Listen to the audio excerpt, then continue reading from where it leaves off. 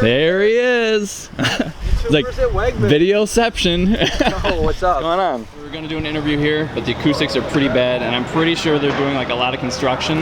Yeah, so this might not be the best sound for you. You might be able to hear me okay, but there's probably a hum in the background. Yeah, so we're going elsewhere. Yeah, we're gonna get some pizza first though. Yes. So we're trying to figure out what toppings we don't like. I hate mushrooms, and I like black olives, but Craig hates black olives. Yeah. So this is gonna be kind of, we could just do like a half and half pizza. Yeah, we could actually do that. Half mushroom, half black olives. Yeah, there we go. Yeah, I like pineapple on my pizza. So I don't know about you, how you feel about yours. So yeah, let's just pick. Did you see in the recent thing, Gordon Ramsay says he settled the matter. He said no pineapple should ever go on pizza. Except Craig's pizza. Half black olives, half peppers, and then the whole thing pineapple, no cheese. We want to make this a vegan pizza, so no cheese, no Parmesan, no any dairy or meat on it. Can I just verify your sauce doesn't have any cheese in it? The marinara? Marinara. Yeah, it doesn't have any cheese in the ingredients? No. Negative sauce. Okay. No mix, it's not like mix up sauce. It's straight from the can. Okay. And your name? Chris. Always double check. We just got out of Wegmans. I got the essentials. Banana. We got in a little bit of trouble. Yeah. We're not allowed to film there, even though we've already filmed. Yep. I've made several videos there, but I usually go at like 4 in the morning. But here's our pizza that I wasn't allowed to show you guys because we got in a little bit of trouble. Yeah. Oh, it's alright. It's still steaming. So obviously you can't film in there for legit reasons, but we called and asked for permission. They still didn't give it to us. They said call 1-800-Wegmans. So we did that. Chris was like, you want to call them? And I was like, I'm already calling them. Called them, and we explained what we do, and we were promoting them, and they still thought that possibly we would spin the video in a negative way, so they didn't let us do it. They had 2 big security guards come right up to us, corner us in there. The funny thing is I used to be security here at Wegmans back in the day. Anyway, we're going to another place to eat our pizza. So then we got kicked out of Wegmans, and then we went to, I know. How'd you get kicked out of Wegmans? Well, they told us we couldn't film. Yeah. Seriously? Yeah. Did you just turn around and go to BJ's? They love us there. Oh yeah, they really do. We got stopped at BJ's before on the Hercules Candy channel, and then they're like, yeah, you can do it. Yeah, it's videoception. Dueling. Yeah. Well, they told us we'd have to get permission, and then we called, and they still said no. Yeah. Huh. Yeah. That's kind of wacky. And then we went to Shopping Town, and we were going to eat our pizza there and then shoot a video, but like the acoustics were like not very good, and then like there's music playing everywhere. So then Chris was like, hey, why don't we just go to your parents' shop? And I was like, hey, that's a great idea. Yeah, we won't make you sign anything. Yeah. I'm not a vegan. I'm not allowed to talk to him. Oh, you're gonna move, Dad? You're not a vegan. Yeah. So, Christopher. Are we recording? Yeah, we're recording. Whoa, we're recording. We're live. Yeah, you're live. So why don't you tell everybody like why you went vegan to start off? Why I went vegan? Well, at a very young age, I was 14, I went vegetarian, and back then there was nothing, there was no internet, there was no YouTube, there was nothing for me to look at as a reference or guidance. So I kind of just took a leap of faith, and over the next few years I kind of learned all I could about being a vegetarian, animal cruelty, and then after a couple years I said, I no longer consider meat and dairy food, and I went vegan. I didn't want to be part of animal cruelty. I didn't want to put that stuff in my body, and I went vegan overnight. So I've been vegan now for quite a long time. How many years? 22 and a half. That's like almost as old as I am. I'm old. Yeah. And vegetarian 27 years. Is there anything that like specifically made you want to go vegetarian originally? Well, when I went, so I was 14 years old, and I was really into martial arts. And a family friend of a good friend of mine was into the ninjutsu lifestyle, let's say, and he dedicated he took it to the extreme. He was living like a Buddhist lifestyle, very minimalist lifestyle, and I was so intrigued by that, and he decided when he was in town that he was going to start training us a couple of my friends and myself. So it was like the best day of my life back then. I'm like, oh my God, you know. So I started learning all this, and then one day before we went out and we started doing all the training, he met with us. We were at my friend's house. We were in a basement, kind of like this, and he introduced us to tofu, tabbouleh, and then he had some green tea. I didn't even know what tofu or tabbouleh was, but I knew that if the ancient ninjas, the Buddhists, lived their lifestyle like this, as he said, they lived a very vegetarian lifestyle, predominantly vegetarian. Some of them were even vegan, with the exception of some of them would eat fish. So if they did it, I wanted to do it. So I tasted the tofu, I tasted the tabbouleh, and overnight I became a vegetarian. It was like a fun new challenge for me. So I wanted to learn what I could eat. I started going to the store and finding out different things that were vegetarian. And at that point in my life, I started learning to cook for myself because my parents did not support me at that point. But I was so determined that I would, either starve or find something to eat, Yeah. So I'm learning to make different rices and pastas at that age. And that's really when I learned to cook. Mm-hmm. And I had a couple other friends that went vegetarian with me. And over the next few years, like I said, I just learned more and more about this, and I eventually went vegan. So it's kind of like you went vegetarian because like it just seemed like really cool, and then like along the way you kind of it was something that I was intrigued for. Something that I looked up to. They lived their way of life like this, so I wanted to live my way of life like this. Also, I had always been an animal lover, and I didn't want anything to do with killing an animal. I didn't know that eating dairy and stuff like that still harmed animals and even killed animals. I did not know that back then. Again, we did not have the wealth of information that we have now. So I wouldn't eat cheese that had rennet in it, for instance. I worked at several different food places, pizza places, that kind of thing. And in the ingredients, if it had rennet in it, rennet was the lining of a goat or cow's stomach, I wouldn't eat it. I would only eat things that technically that I did not think killed an animal. And once I learned more information, that's when I decided I needed to go vegan. Yeah, it's really cool. I think it's always like really cool that like to get people to go vegan. I think is like really cool to just. I like to think of it as like having like a party and like you're having like the cool party and people are like peeping in. They're like, hey, that seems kind of cool. Like I kind of want in on that. Yeah, when you bring your vegan, when you make something vegan for a potluck, you bring it there, and all the non-vegans, they're all curious. So hey, what's that? Yeah. And they come over and they pick at it and they eat it.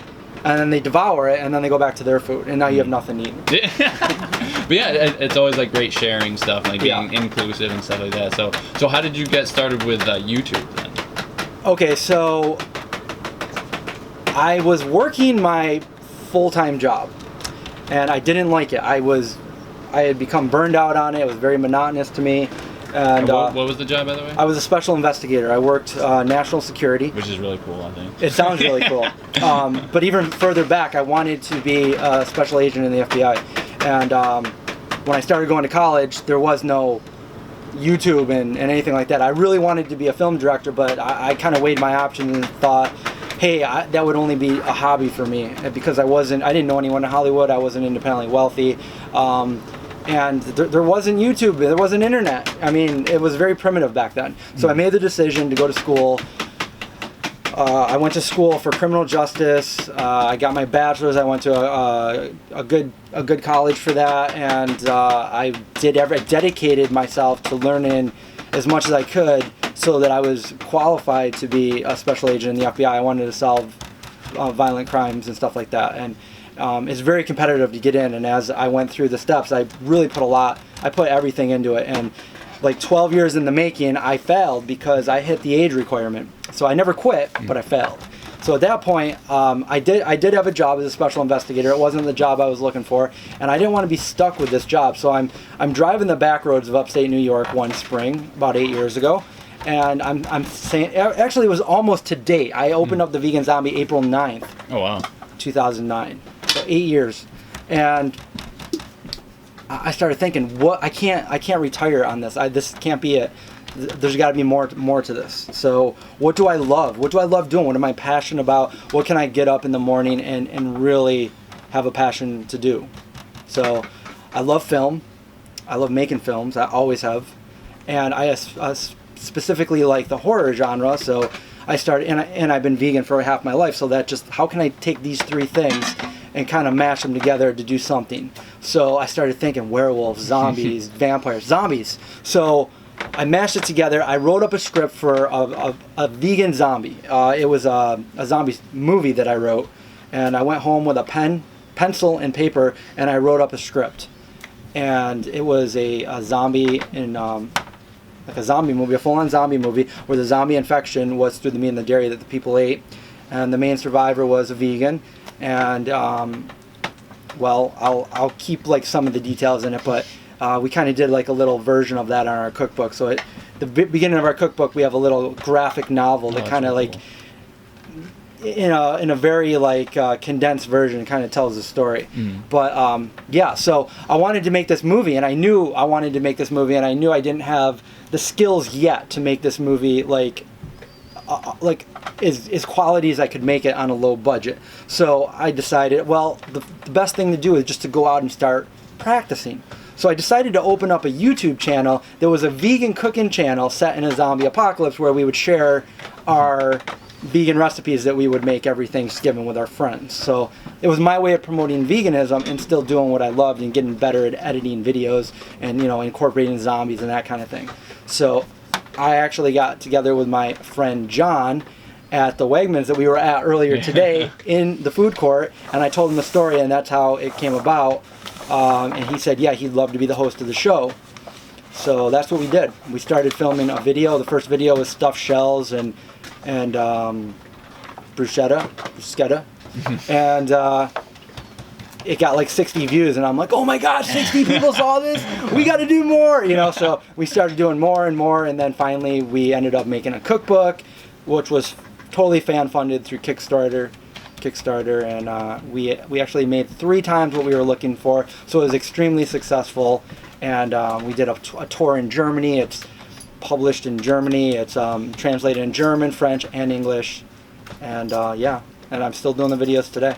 Yeah. I really like the old videos where they're like, you guys start off with like a story, like with like zombies are coming after you. That was always my vision, to make like a zombie apocalyptic cinematic video, which ends up in the kitchen. Yeah. You know, and those are a lot of work. It's a lot of time that goes into those. It's actually a lot of money out of my pocket as well that goes into those, especially the bigger productions. You got to get extras out there. You got to get makeup artists. You got to come up with your recipe, and it's got to be shot well. So it's hard to do those on like a consistent basis. And I like to get videos out there and stay, you know, consistent and relevant in with what I'm doing. So I've also branched out, and I've done like vlogs, I've done travel videos, reviews, unboxings, going out to different vegan restaurants, showing people what's out there.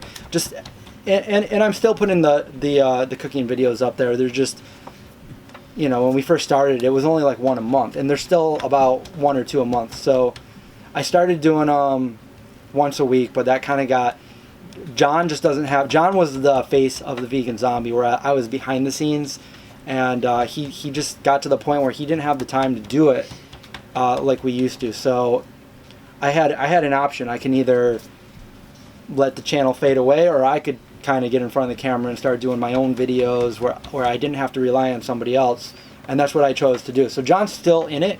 He still does cooking videos, but I kind of do more now. So yeah. And what was I gonna ask?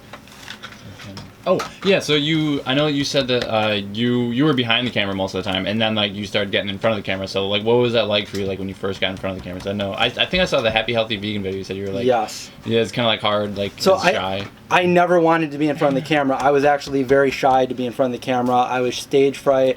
I couldn't speak in front of people, and I knew that I had to do that. So the first video I made was how to cook tofu right, and I made the video. It took me forever to make it because I hated every take that I did, obviously. And so I finally got the video up there, and I was so nervous to post it. When I finally posted it, I told myself, you know, I kept refreshing it. I'm like, the first bad comment I get, I'm deleting the video.